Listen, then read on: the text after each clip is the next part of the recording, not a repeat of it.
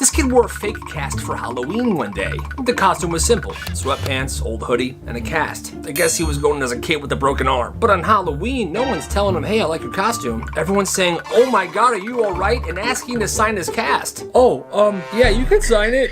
People are holding doors open for him. The teachers are letting things slide. So he keeps the cast on another day. The lunch lady's giving him extra food. One guy even carried his backpack for him. So he wore it for the whole week. People are constantly asking, hey bro, how'd it happen, man? And this guy's so dumb, he changed his story every time. Skateboard accident, or bike crash, or I fell out of a tree. And no one's comparing notes, so nobody notices it. Then things start escalating. The teacher lets him not carry his textbooks. He got extra time on an assignment. Then one day gym class happens. It's a pretty big class with a lot of students in it.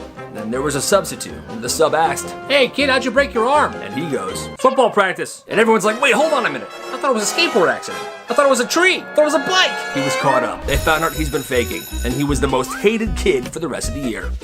That's hilarious. It's first grade and this kid's at a school assembly. The whole school is there. It's a very small school, kindergarten through 12th grade. And it's some educational assembly, like the frickin' Wiggles, trying to get students to learn in fun ways. Actors singing and dancing. They're trying way too hard to make learning look fun. And that's a rhombus. Well, this kid is barely paying attention. Because the night before this, he was watching Spider-Man cartoons, and he was thinking about an episode. So he's half asleep when one of the actors asks, all right, students, who sailed the ocean blue in 1492? Well, this kid's friend elbows him. He's messing with him. Hey, bro, she called on you. So he raises his hand. Okay. She says, okay, what's the answer? What's the question? Who sailed the ocean blue in 1492? And instead of actually thinking about it, he said the first thing that comes to his mind. Norman Virgil Osborne. No. Dead silence. Everyone's confused. Then one of the older kids says, did he just answer that question with the Green Goblin?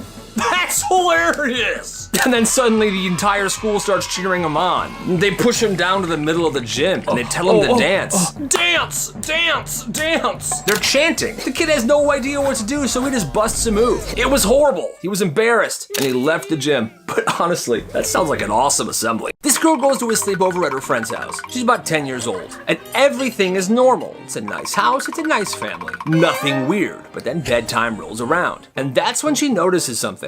You see, her friend has 5 brothers, and all 5 of them share one giant room. She walks past. It's filled with bunk beds. No decorations at all. No posters, nothing like that. It looks like a frickin' barracks. Then the mom starts getting everybody ready for bed, and apparently the boys had a nightly routine. All right, boys, line up. All 5 brothers line up, and she starts inspecting them one by one. Shirts tucked in? Good. Jeans on? Good. Belt fastened?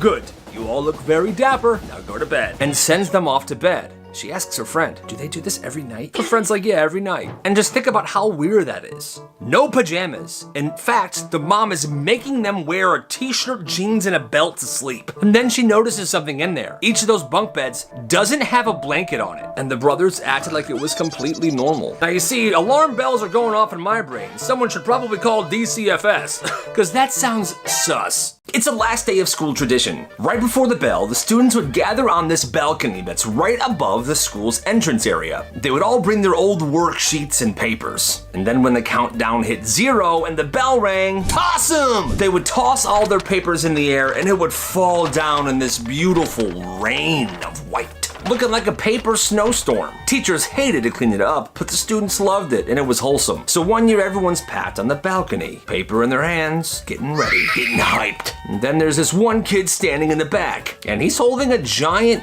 box. Nobody really thinks about it. They just assume there's papers in there. And then it goes 10, 9, 8. The bell's about to ring. 3, 2, bell rings, and suddenly papers go flying. Then someone looks to the right and notices the one kid with the box. There wasn't papers in there. It was every single one of his textbooks, and they just go falling down. Math book, science book, history book. And down there in the lobby of the school, looking up with their camera, is the principal trying to get a nice video. All right, toss some papers. The first textbook falls right at his feet, and then the rest hit him on the head. The whole crowd goes silent, like instantly. The principal's rolling around on the floor, then turns to the kid, and he's just like, what, I thought we were throwing everything. The principal was fine, I think. But it was the last day of school, and that kid ran home, and he never got in trouble for it. This kid's having the greatest day of his life at an amusement park. I'm having the greatest day of my life. He's young, he's eating cotton candy, he's going on rides, amusement park characters everywhere. Oh my God, Mr. Pigeon, Mr. Pigeon. He's hugging them, taking pictures, he's having an amazing time. Then at some point after a ride, he looks around. Mom, Dad? He's lost. It was crowded, the music was blasting, he's crying. He's weaving through people looking for his parents or looking for an employee. Finally, he spots a side door near one of the restaurants. I'm gonna go in there. He thinks maybe there's workers in there that could help him, so he opens the door. It wasn't locked. He goes in, and he was not supposed to see this, because behind that door was a giant break room filled with all the park characters, except none of them had their mascot masks on. The princesses, the animals, the superheroes, all sitting around folding tables. The air was smoky. They were playing poker and drinking beer. I got a royal flush. Man, you got me. Wait, there's a kid in here. Everybody then turns to him, and the kid is completely horrified. The magic was ruined. Then one of them starts to stand up and walk towards him, probably to help him. But he freaks out. Stay back! And he runs for his life. He sprinted around the amusement park for about 25 minutes when he miraculously ran into his mom. He was safe, but he never went back to that amusement park ever again. Yo, that's nuts. Hey guys.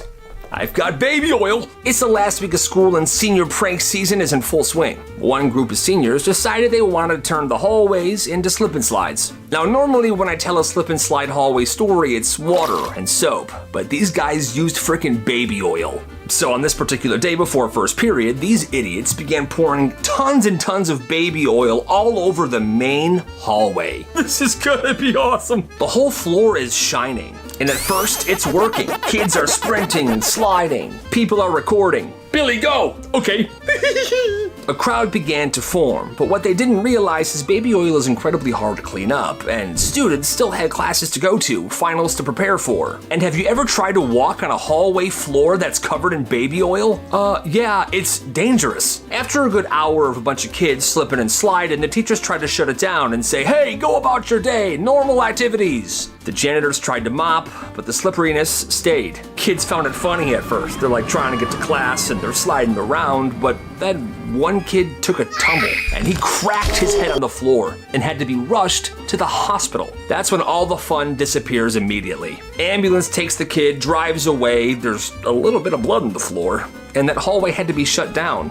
In fact, school was ended early that day, and the seniors that did this were caught and they were banned from graduation. I mean, yeah, that's so dangerous. Who knows what tabletopping is? When I was in school, tabletopping was this kind of dangerous thing where you would get on your hands and knees behind somebody and your friend would push them down over you. Okay, I'm not recommending it, but this one school got a brand new teacher fresh out of college. It was literally his first week there, but he looked like a 16-year-old. What's up, I'm Mr. Johnson. So one day during passing period, he's walking through the hallways carrying his bag. And on this particular day, this group of kids were going around tabletopping people. So they figured, hey, that's a student, let's tabletop him. Yo, next victim. Perfect. So these goofballs decide to go for it. One of them gets in front of him and says, hey, what's up, bro? Oh, hey. While the other gets behind him on all fours, and he pushes. He falls down, and he breaks his arm, and that's when the students can see his staff badge. Bro, that's a teacher. What? I could have sworn I was a freshman. Teacher screaming, his arm is broken half. Office gets called. These kids literally get suspended. They were almost expelled.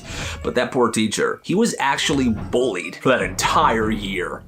That's just not right. Hey, Mrs. Stevens, Johnny's my best friend. Yay. No, the heck he's not. This school had one of the weirdest rules ever. Nobody's allowed to have a best friend. I mean, I guess it wasn't officially, but every single time, if two kids got too close, teacher would step in and separate them. At first, nobody notices the pattern, but if a teacher sees these two students sitting by each other every day, you, come here. What'd I do? You're not sitting by Johnny anymore. Their desks get moved. The kids are laughing together too much. I think you two need some space. And everyone's like, why does this keep happening? But it gets worse. I guess teachers start clocking who was friends with who, and during recess, they send them out separately. Okay, Billy, you go first, okay? You stay here. Not until Billy's done. You guys are not hanging out together. Teachers are trying to stop kids from getting too attached. This was their logic. If kids had a close friend, they wouldn't socialize with other people. So instead of letting friendships happen naturally, they treated it like a freaking problem. To me, is messed up.